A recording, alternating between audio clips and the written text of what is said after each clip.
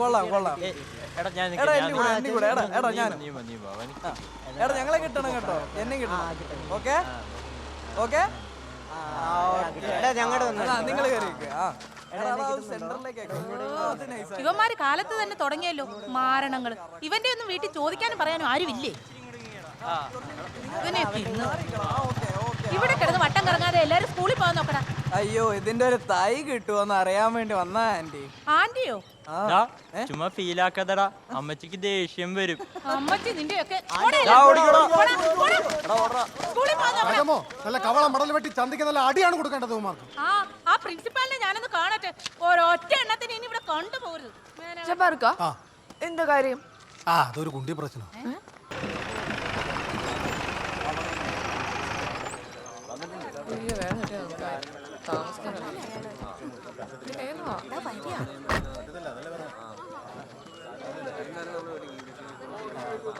ഞാനിത് പണ്ടേ പറയുന്ന വെട്ടിക്കളയാനായിട്ട്. പോലെ ഇങ്ങനെ ഉന്തി നിൽക്കുന്നതോ? വനിതാ പ്രവർത്തകരുണ്ടോ? ഇത് കണ്ടിട്ട് പ്രസിഡന്റ് എന്ത് തോന്നുന്നു? ഓ എന്തൊരു ഫിനിഷിംഗ് അല്ലേ കുണ്ടിമരം. അല്ല ഈ പ്രകൃതിയുടെ ഒരു വികൃതി എന്നല്ലാതെ എന്നാ പറയാനല്ലേ. ഈ കുണ്ടിമുഴ രണ്ടെണ്ണോ കണ്ടിച്ചു കളയണം സാറേ. അതുപോലെ കീടാശില കലക്കി വെച്ച് അതങ്ങ് പൊക്കോളും. സോമൻ ചേട്ടാ, മരം നശിപ്പിക്കാൻ അവരുടെ പരിപാടി.